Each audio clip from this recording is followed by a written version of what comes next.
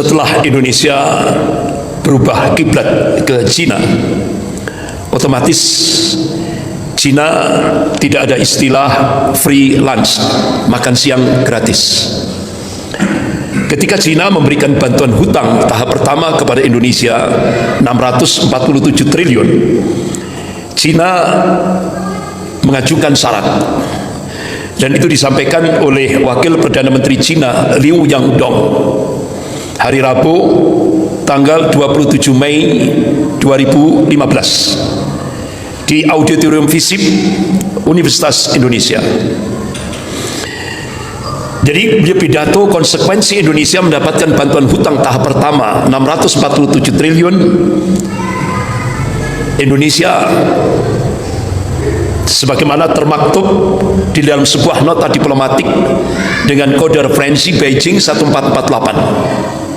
Isinya, Cina akan melakukan akselerasi percepatan menjadikan Indonesia menjadi sebuah negara sekuler. Artinya agama dipisahkan dalam kehidupan berbangsa dan bernegara. Jadi agama hanya privasi, pribadi. Dalam kehidupan berbangsa dan bernegara, agama harus dipinggirkan. Etika, nilai-nilai din, nilai-nilai agama harus dipinggirkan dalam kehidupan berbangsa dan bernegara. Bapak-bapak, ibu-ibu yang dimuliakan Allah, kita bisa melihat start bulan Juli 2016. Ya. Bulan Juli 2016. Kepala Badan Pembinaan Ideologi Pancasila memberikan statement di media, agama musuh terbesar Pancasila. Jadi ini mengingatkan kita saat jaya-jayanya Partai Komunis Indonesia yang waktu itu dipimpin oleh DN Aidit, Komisi Sentral PKI pada masa itu. Jadi agama, kata DN Aidit, adalah candu. Oleh karena itu revolusi mental tidak akan pernah berhasil bila rakyat tidak dijauhkan dari agama. Ini. Sehingga akhirnya Wakil Sekjen Majelis Ulama Indonesia Pusat Kiai Haji Tengku Zulkarnain, Allahumma yarham, beliau meninggal saat Covid. Jika Profesor Yudian Wahyudi atau Ketua Badan Pembinaan Ideologi Pancasila mengatakan musuh terbesar Pancasila adalah agama, maka dia menganggap bahwa kawan terbaik Pancasila adalah PKI, ateis, anti agama. Kalau dia berani bicara seperti itu, monggo silakan. Ini tantangan dari Wakil Sekjen Majelis Ulama Indonesia Pusat. Gitu. Bahkan kalau dulu bapak-bapak, ibu-ibu yang dimuliakan Allah, awal-awalnya itu kita digemparkan sebelum pernyataan Profesor Yudian Wahyudi ini sebagai Ketua Dewan Pembinaan Ideologi Pancasila. Dia memberikan satu sensasi yang menggemparkan Indonesia pada masa itu, yaitu saat beliau menjadi pimpinan penguji disertasi doktor mahasiswa doktoral di IAIN Sunan Kalijogo Yogyakarta. Jadi beliau kebetulan jadi rektor UIN Sunan Kalijogo Jogja. Jadi ini sesuatu yang menggemparkan. Jadi mahasiswanya bikin disertasi doktor diberi judul seks di luar nikah halal. Ini. Nah seperti ini. Nah akhirnya jadi heboh. Banyak tokoh-tokoh Islam, para ulama, ormas-ormas Islam menanyakan, kira-kira literaturnya pakai kitab apa? Kok sampai-sampai Rektor UIN Sunan Kalijogo, Profesor Yudian Wahyudi, memberikan nilai komlot. Nilai komlot itu kan the best, terbaik, dengan judul disertasi dokternya zina halal. Akhirnya dia mengatakan literatur yang diambil itu kitab Milkul Yamin yang ditulis oleh Muhammad Sahrur, ini orangnya. Dia tunjukkan literaturnya. Ya.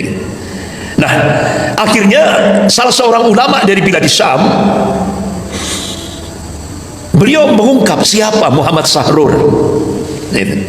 Namanya Islami, ya kan? Kitab yang ditulis kitab Milkul Yamin. Ini yang dijadikan literatur pembuatan disertasi doktor dari mahasiswa program doktoral UIN Sunan Kalijogo Jogja.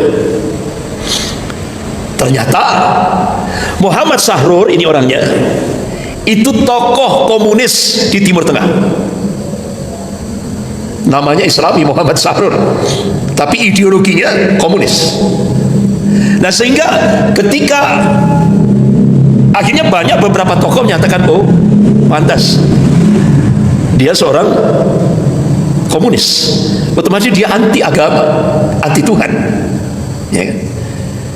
Sehingga akhirnya ketika dia memberikan sensasi seperti ini, langsung Profesor Yudian Wahyudi, ya kan, diangkat menjadi ketua Dewan Pembina Ideologi Pancasila (BPIP).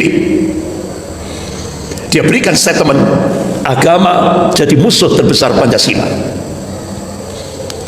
Nah, bapak-bapak, ibu yang dimuliakan Allah, kalau dulu musuh terbesar Pancasila adalah PKI dan penista agama. Sejak Juli 2016,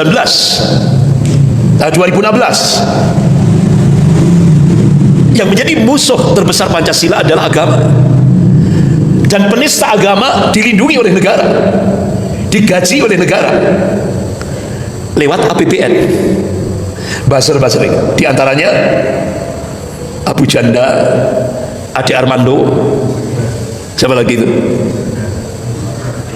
Denny Silgar, ya kan, dan sebagainya. Jadi inilah yang terjadi, bapak-bapak, ibu yang dimuliakan Allah.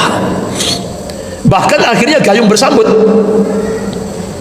Menteri Pendidikan dan Kebudayaan Pak Nadiem Makarim melonceng roadmap pendidikan nasional 2020-2035. Sudah tidak ada lagi agama. Sehingga akhirnya pimpinan pusat Muhammadiyah, pimpinan pusat Majelis Ulama Indonesia Pusat mencoba tabayun, recek, apakah dengan roadmap pendidikan nasional 2020-2035 itu generasi Indonesia ke depan akan dijadikan generasi komunis? Tidak ada jawaban. Selang berapa saat muncul peraturan pemerintah tentang standar pendidikan nasional. Sudah tidak ada lagi mata pelajaran Pancasila dan mata pelajaran bahasa Indonesia, dihapus. Sampai akhirnya terjadilah kesepakatan government to government, G2G, antara Indonesia dan Cina. Ditandatanganinya 8 kesepakatan antara Cina dan Indonesia, antara Presiden Cina Xi Jinping dan Presiden Indonesia. Akhirnya Profesor Amin Rais marah besar. Ternyata dari 8 poin kesepakatan yang ditandatangani oleh 2 pemimpin negara ini, antara Cina dan Indonesia, salah satu diantaranya, generasi Indonesia ke depan wajib berbahasa Cina. Ini 8 kesepakatan. Inilah yang terjadi, bapak-bapak, ibu-ibu yang dimuliakan Allah. Bahkan gayung bersambut Menristek Dikti waktu itu, Bapak Muhammad Nasir, memberikan satu penegasan, minta kepada rektor seluruh Indonesia agar mata kuliah pendidikan agama ditaruh di semester 7, ditaruh di semester akhir. Kenapa? Karena kata Menristek Dikti Bapak Muhammad Nasir waktu itu, agama merupakan sumber radikalisme. Dalam satu kesempatan yang lain, Menristek Dikti Bapak Muhammad Nasir minta kepada mahasiswa-mahasiswi untuk dibolehkan mempelajari komunisme. Karena Indonesia berbagi pelajar Cina.